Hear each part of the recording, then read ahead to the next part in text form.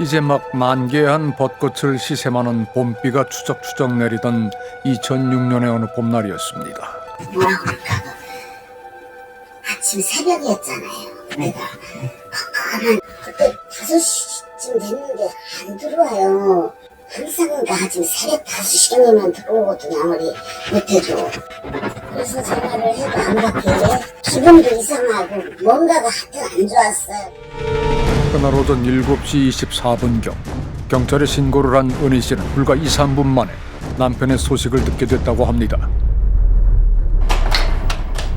집으로부터 7km 떨어진 대전광역시 대덕구 송촌동의 한 도로. 마침 그곳을 지나던 행인이 남편의 택시를 보고 경찰에 신고를 한 겁니다. 택시는 앞범퍼 우측면을 덤프트럭에 들이받고 있었습니다. 켜져 있는 전조등과 운전석 앞에 떨어진 남편의 왼쪽 신발 한 짝이 심상치 않은 상황을 예고하고 있었습니다. 그것은 교통사고가 아닌 사건이었습니다. 문을 열어 확인해보니 예상보다 더 처참했던 택시 안 상황. 어째선지 운전석이 아닌 뒷좌석 안쪽에서 발견된 남편은 상체를 시트에 댄 채 엎드려 있었고 한눈에도 많은 피를 흘린 것으로 보였습니다. 택시 안 유리창과 천장은 온통 피로 얼룩져 있고 남편의 오른손 옆에는 피 묻은 휴대폰이 놓여 있었습니다. 몸속 대부분의 피를 흘리고 나서야 사망에 이른 것으로 추정되는 김태수 씨. 그의 몸에서 발견된 흉기에 찔린 상흔은 자그마치 28곳이었습니다. 대체 누가 이토록 잔혹한 범행을 저지른 걸까? 택시가 발견된 왕복 2차선 도로에서는 태수 씨 택시가 들이받은 덤프트럭 외에도 여러 트럭들이 일렬로 주차돼 있었지만 CCTV나 블랙박스가 보편화됐던 때가 아니어서 영상은 확보되지 않았다고 합니다. 지금이 아마 가로등도 있고 CCTV도 있고 하니까 그 당시에 3일차가 되게 음산한 그런 대치골목에 있었거든요. 통행인도 거의 없고 그러니까 목격자도 없고. 첫 소식입니다. 50대 택시 기사가 흉기에 찔려 숨진 채 발견돼서 경찰이 수사에 나섰습니다. 경찰은 금품을 노린 강도의 소행일 가능성이 높다고 보고 있습니다. 사건 초기 택시 미터기가 켜져 있었던 점으로 봐 택시 강도의 범행이 유력해 보였습니다. 그런데 그 당시에 피해품이 없었어요. 현금은 피해자의 이제 잠바 주머니에 있었고 지갑도 이 택시 운전석 이 사물함 및 보관함에 있었는데 그런 피해품은 하나도 없었어요. 택시 강도 살인 사건이라면 응당 사라졌어야 할 현금이 발견됩니다. 운전석 도 포켓 속 지갑과 피해자가 입고 있던 점퍼 안주머니에 남겨져 있었던 현금 18만 8천 원. 게다가 피해자를 죽음에 이르게 한 공격은 대부분 얼굴과 머리 쪽으로 집중됐습니다. 손과 팔에서는 범인의 공격을 필사적으로 방어했던 흔적 7군데도 발견이 됩니다. 강도가 아니라면 이토록 무자비하게 흉기를 휘두른 범행의 이유는 뭘까? 동료들은 김태수 씨를 자기 몸 돌볼 새도 없이 누구보다 성실히 택시를 몰던 사람으로 기억하고 있습니다. 새벽 2시까지 일을 좀 하고 집에 들어가서 쉬고 8시에 다시 출근해서 쭉 8시서부터는 쉬는 시간 없이 하는 거예요. 대단히 열심히 하는 거예요. 하루에 40번을 꺾은 사람은 굉장히 열심히 한 사람. 근데 이때 당시는 40번을 꺾으면 15만 원 정도 올라서 진짜 열심히 한 사람. 사망한 그날도 태수 씨는 쉴 틈 없이 택시를 몰았습니다. 전날 새벽 2시경 퇴근을 하고서 6시간 남짓 휴식을 취한 뒤 오전 8시부터 다시 택시 영업을 시작한 태수 씨. 그로부터 다음날 새벽 4시가 지나도록 택시 영업을 멈추지 않았습니다. 평소라면 영업을 마치고 세차장에 들렀을 새벽 4시 27분. 그 시각 택시는 마지막 손님이라고 생각했을지도 모를 승객을 태우고 달리기 시작합니다. 몇 분 뒤 인적 드문 낯선 도로로 진입하고 덤프트럭에 부딪히면서 길었던 그날의 운행 기록은 멈춰 섰습니다. 태수 씨의 시신이 택시 안에서 발견된 건 마지막 승객을 태운 지 정확히 3시간 뒤인 오전 7시 27분. 마지막 승객이 태수 씨를 공격한 걸까? 택시 안에서 시신을 드러낸 자리에 웅덩이처럼 고여있던 혈액, 그리고 그 안에 담겨 모습을 숨기고 있던 그것. 부러진 칼 본체는 없었고, 범인의 것으로 추정되는 약 10cm 길이의 부러진 칼날이었습니다. 게다가 혈흔의 족적, 예, 그거는 혈흔 위에 찍혔기 때문에 그건 범인의 것으로 저희는 보거든요. 차 안에서 이 혈흔 있는 데마다 다 그걸 수십 개소를 다 채취를 했어요. 범인의 DNA는 저희가 이제 갖고 있고요. 다행히 택시 안 여기저기 묻은 혈흔에서는 태소 씨 외에 불상의 남성 DNA가 검출됐습니다. 그 당시에도 한 400명 넘게 했고요. DNA. 네, DNA. 절도, 강도, 강력 범죄를 하면은 DNA 채취를 하는데 그런 강력 범죄가 그 후로는 없었다는 거죠. 그래서 한편으로는 아직 이런 어떠한 전문적인 범죄, 그런 범죄를 해보지 못한 사람일 수도 있다. 피해자를 살해하기 전이나 후 동종의 강력 범죄를 저지르지는 않은 것으로 보이는 범인. 태수 씨의 일은 오랜 동료 정훈 씨에게 누구보다 깊은 의문으로 남아 있습니다. 뒷좌석에 누워 있었다 그랬단 말이에요.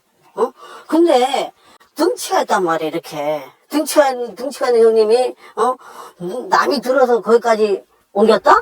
이 화물차 부딪히고 나서 뒤로 갔다는 거는 난 좀 의아스럽다는 얘기예요. 뒷좌석은 안에서는 안 열려요. 밖에서만 열리게 돼 있단 말이에요. 그게 왜 그러냐면 손님들이 차가 뒤에서 문을 열다가 다칠 수도 있기 때문에.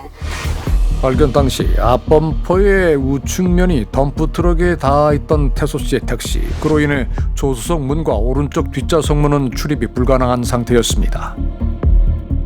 게다가 택시의 왼쪽 뒷좌석 문은 보통 승객의 안전상 잠금 장치를 걸어놓기 때문에 안에서는 열 수가 없습니다. 그러니까 그곳에 택시가 정차한 뒤 택시 안에서 밖으로 나올 수 있는 문은 운전석 문 단 하나만이 남게 되는 겁니다. 덤프트럭에 바짝 붙여 차를 세운 태소 씨는 자신의 의지로 운전석을 벗어났고 이어 직접 뒷좌석 왼쪽 문을 열고서 안으로 진입했다가 변호를 당했다는 설명이 가능합니다. 태소 씨는 무슨 이유로 그 문을 열었을까? 이건 실수가 아니야. 역시나 바짝 붙인 거야. 일부러. 이거 바짝 붙었잖아요, 그냥. 내가 볼 때는 그럼 못 도망가게 하려고 운전수가 붙인 것 같은데.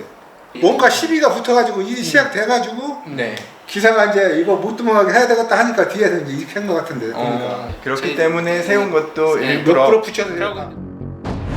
4년간 택시 운행을 해온 기사들은 태소 씨가 의도적으로 덤프트럭 가까이 차를 붙였을 거라고 짐작합니다. 뒷좌석의 범인을 제압하기 위해서 말입니다. 본인 입장에서는 양쪽 다 차단돼 있죠. 이쪽은 잠겨 있죠. 굉장히 당황했을 것이다. 그 당시에 가지고 있는 그 흉기를 가지고 이 피해자의 얼굴 부위라든가 이런 쪽을 마구 공격을 했을 거라고요. 피해자는 가만히 있었겠나요? 아니죠. 거기에 대해서 저항을 하고, 그러니까 이것은 어떻게 보면 아수라장이 된 거예요. 그야말로 아수라장이 됐을 거라는 그날의 택시 안을 17년 만에 재현해 보기로 했습니다. 몸을 안으로 딱 넣었을 때 이때 이제 칼을 꺼내게 되는 거죠. 그러면서 이렇게 엎드려 있는 사람은 어떻게 공격을 할 수가 없습니다.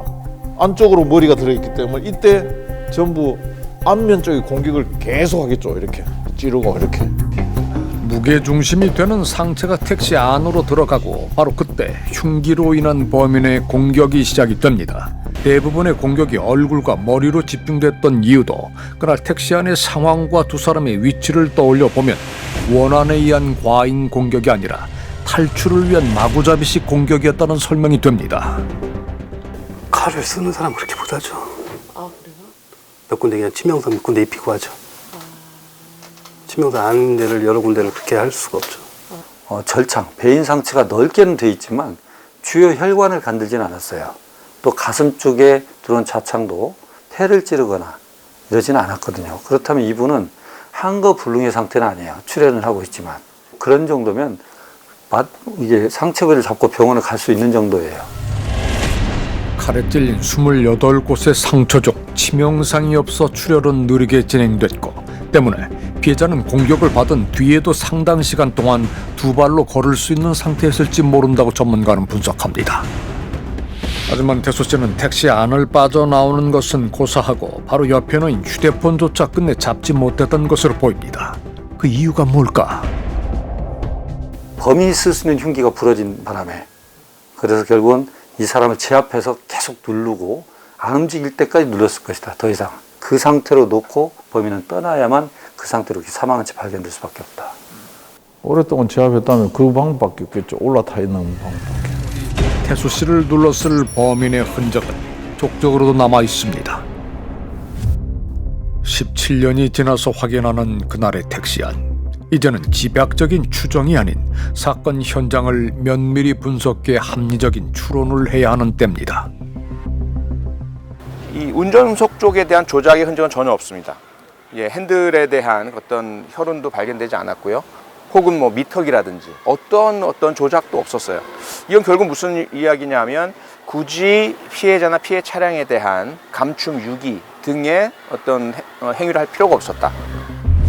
전문가들은 현금이 고스란히 남아있었다 하더라도 현장을 애써 훼손하지 않은 점이 범인을 비면식범인 택시 강도로 추정하는 근거라고 합니다. 더 이상의 단서는 없는 걸까? 그런데 하차한 것이 26초 17분 26초 뭐야 한 10 몇 초 사이에 사람을 또 태웠네. 영업일지를 확인해보니 태수 씨가 사망한 날 범인으로 추정되는 남자가 택시에 오른 시간은 오전 4시 27분입니다. 그런데 같은 시각 직전 승객의 하차가 동시에 이뤄졌습니다. 4시 27분 42초에 승차한 범인, 그리고 4시 27분 26초에 하차한 직전의 승객. 두 사람 사이의 승하차 간격은 16초입니다. 범인과 동행하게 된 태수 씨가 가장 먼저 손을 뻗었을 그것. 미터기에는 어쩌면 우리가 알지 못했던 수많은 정보가 숨어 있었을지도 모릅니다. 4월 11일 4시 27분 42초에 영업이 시작됐고요. 34분 이후에 차량의 운행은 안 됐는데 미터기 상태가 계속 주행 상태로 있었습니다. 속도가 사라졌다는 얘기는 주행이 마무리됐다는 얘기죠. 27분부터 34분 정도까지 운행한 걸로 이렇게 보입니다. 영업일지에 남은 그날 마지막 운행의 주행거리는 3.438km. 그러니까 택시 범인을 태운 태수 씨가 약 7분에 걸쳐 3.4km 정도를 이동했다는 해석이 가능합니다. 태수 씨의 택시가 발견된 지점으로부터 약 3.4km가 떨어진 어딘가에서 그날 새벽 4시 27분경 탑승했을 범인. 16초 만에 승객들이 승하차할 수 있으면서도 차도를 이용해 사건 현장으로부터 3.4km가 떨어진 곳을 찾아야 합니다.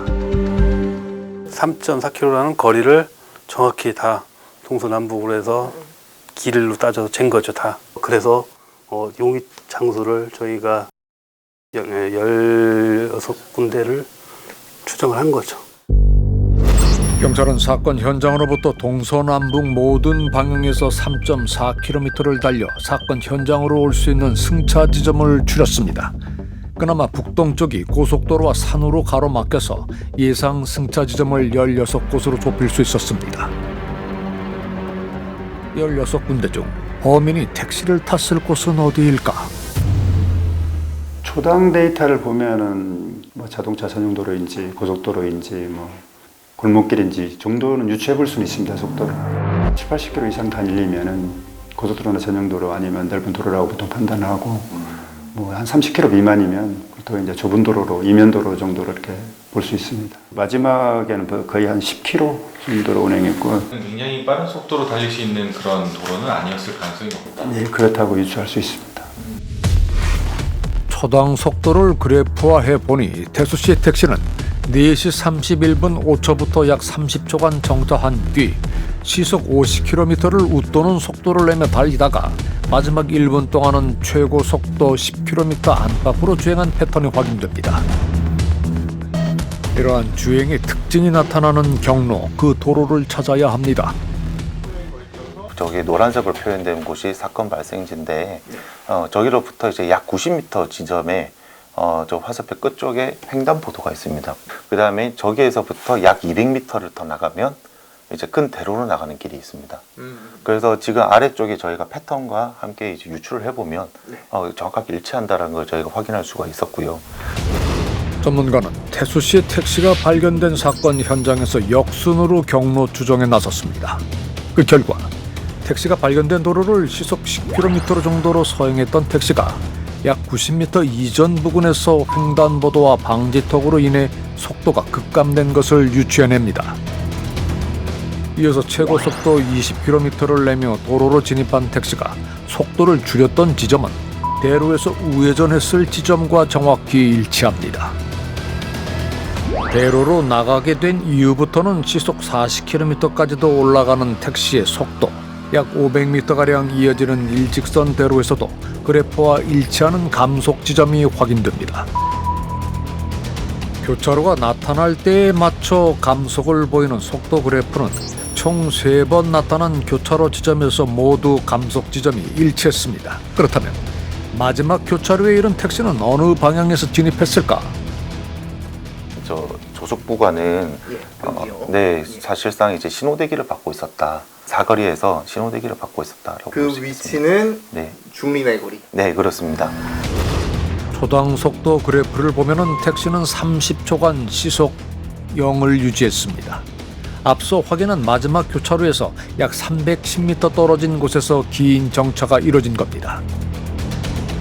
마지막 교차로에서 정확히 310m 거리이면서 신호 대기로 인한 30초간의 정차까지 가능한 것, 중리내거리뿐입니다. 1, 2, 3번과 15, 16번에서 승차한 경우에는 중리내거리를 지나지 않는 것이 확인됩니다. 나머지 11군데는 모두 중리내거리를 지나게 되는데 각각 3가지 방향에서 중리내거리로 진입합니다. 태수 씨의 택시는 어느 도로에서 진입해 중리내거리를 지나갔을까? 그래서 저희가 여기까지는 이제 타코미터 데이터를 통해서 유출할 수가 있었으나 근데 이제 이 방향에서 왔는지 이 방향에서 왔는지 이 방향에서 왔는지에 대해서 저희가 판단하기가 좀 어려웠어요. 안타깝게도 3분 45초 동안의 기록을 통해 확인 가능한 경로는 중리내거리까지가 최선인 것 같습니다. 하지만 태수 씨 택시는 그날 범인을 태우고 약 3.4km를 주행했습니다. 11곳의 승차 지점에서 출발해 중리내거리를 거쳐 사건 현장으로 도달해야 할 때 주행거리가 3.4km가 되는지를 확인해 봐야 할 때입니다. 6번째 후보지 출발하겠습니다. 10번째 후보지고요. 삼성동 인근입니다. 16번째 후보고요. 가양동 87번지 인근입니다. 차량이 적은 새벽 시간대 11곳의 승차 지점으로부터 중리내거리를 지나 사건 현장으로 도착하기를 반복합니다.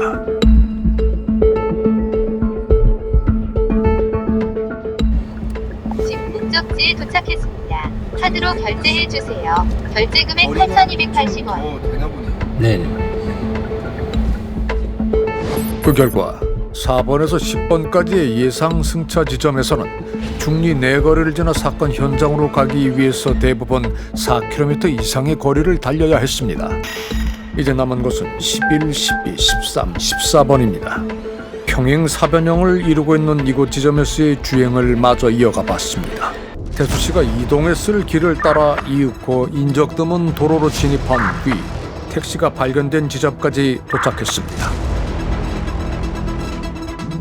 3분 45초만이 남은 태수 씨 택시의 초속 그래프와도 몹시 흡사한 그래프가 그려집니다.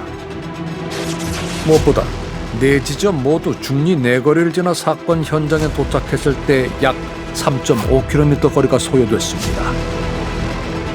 11번부터 14번 지점이 에워싸고 있는 곳은 대전 동구 삼성동 가양동 일대였습니다. 그날 범인은 이곳에서 택시를 탔던 걸까? 2006년도에도 자리를 지켰다는 나지막한 술집들이 모여있는 동네. 어쩌면 그날 이곳을 목적지로 정하고서 새벽 4시 27분 택시에서 하차했을 15번째 승객. 그리하여 16초 만에 뒤이어 승차한 16번째 승객이자 범인을 봤을지도 모를 그 사람을 기박한 가능성이지만 꼭 찾아야 합니다. 그것이 알고 싶다에서는 경기도 평택시에서 살다가 1981년경 미국 조지아주의 하인스빌로 떠난 김정은 또는 김정원 씨를 아시는 분들의 연락을 기다립니다. 실종 당시 1961년생이었고 경기도 평택시 거주, 치열이 고르지 않고 덧니가 있습니다. 1980년경 경기도 평택시에 주둔했던 미군 부대 캠프 험프리스 소속 군인들에 대해 잘 알고 계시거나 해당 부대 기지촌에 거주하셨던 분들의 연락을 기다립니다. 최근 영풍대지 시세 조종 혐의로 구속된 피의자 윤 씨와 이 씨 등 주가 조작 세력 4명에 대해 잘 아시거나 그로 인해 피해를 보신 분들의 제보를 기다립니다.